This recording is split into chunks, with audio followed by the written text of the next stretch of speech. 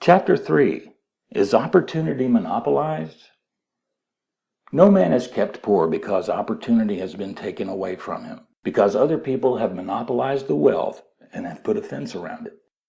You may be shut off from engaging in business in certain lines, but there are other channels open to you. Probably it would be hard for you to get control of any of the great railroad systems. That field is pretty well monopolized. But the electric railway business is still in its infancy and offers plenty of scope for enterprise. And it will be but a very few years until traffic and transportation through the air will become a great industry, and in all its branches will give employment to hundreds of thousands and perhaps to millions of people. Why not turn your attention to the development of aerial transportation instead of competing with J.J. Hill and others for a chance in the steam railway world? It is quite true that if you are a workman in the employ of the Steel Trust, you have very little chance of becoming the owner of the plant in which you work. But it is also true that if you will commence to act in a certain way, you can soon leave the employ of the Steel Trust. You can buy a farm from 10 to 40 acres and engage in business as a producer of foodstuffs. There is a great opportunity at this time for men who will live upon small tracts of land and cultivate the same intensively. Such men will certainly get rich. You may say that it is impossible for you to get the land, but I'm going to prove to you that it is not impossible and that you can certainly get a farm if you will go to work in a certain way. At different periods, the tide of opportunity sets in different directions according to the needs of the whole and the particular stage of social evolution which has been reached. At present, in America, it is setting toward agriculture and the allied industries and professions. Today, opportunity is open before the factory worker in his line.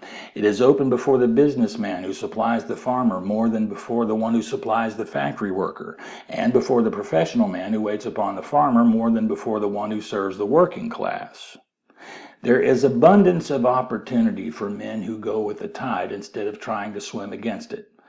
So the factory workers, either as individuals or as a class, are not deprived of opportunity. The workers are not being kept down by their masters. They are not being ground by the trusts and combinations of capital. As a class, they are where they are because they do not do things in a certain way. If the workers of America chose to do so, they could follow the example of their brothers in Belgium and other countries and establish great department stores and cooperative industries. They could elect men of their own class to office and pass laws favoring the development of such cooperative industries. And in a few years, they could take peaceable possession of the industrial field. The working class may become the master class whenever they will begin to do things in a certain way. The law of wealth is the same for them as it is for all others. This they must learn, and they will remain where they are as long as they continue to do as they do. The individual worker, however, is not held down by the ignorance or the mental slothfulness of his class. He can follow the tide of opportunity to riches, and this book will tell him how. No one is kept in poverty by a shortness in the supply of riches. There is more than enough for all. A palace as large as the Capitol at Washington might be built for every family on earth from the building material in the United States alone, and under intensive cultivation this country could produce wool, cotton, linen, and silk enough to clothe each person in the world finer than Solomon was arrayed in all his glory, together with food enough to feed them all luxuriously. The visible supply is practically inexhaustible. And the invisible supply really is inexhaustible. Everything you see on earth is made from one original substance, out of which all things proceed. New forms are constantly being made, and older ones are dissolving, but all are shapes assumed by one thing. There is no limit to the supply of formless stuff or original substance. The universe is made of it, but it was not all used in making the universe. The spaces in, through, and between the forms of the visible universe are permeated and filled with the original substance, with the formless stuff, with the raw material of all things. 10,000 times as much as has been made might still be made, and even then, we should not have exhausted the supply of universal raw material. No man, therefore, is poor because nature is poor, or because there is not enough to go around. Nature is an inexhaustible storehouse of riches. The supply will never run short. Original substance is alive with creative energy and is constantly producing more forms.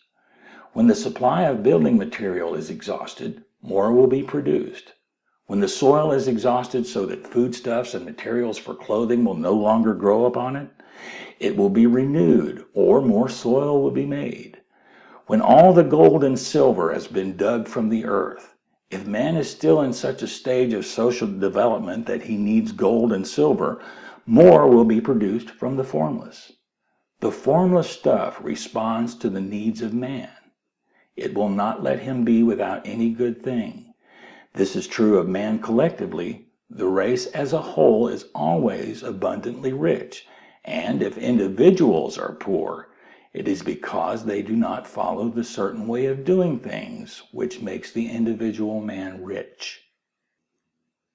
The formless stuff is intelligent. It is stuff which thinks. It is alive and is always impelled toward more life. It is the natural and inherent impulse of life to seek to live more. It is the nature of intelligence to enlarge itself, and of consciousness to seek to extend its boundaries and find fuller expression. The universe of forms has been made by formless living substance, throwing itself into form in order to express itself more fully. The universe is a great living presence, always moving inherently toward more life and fuller functioning. Nature is formed for the advancement of life. Its impelling motive is the increase of life. For this cause, everything which can possibly minister to life is bountifully provided. There can be no lack unless God is to contradict himself and nullify his own works.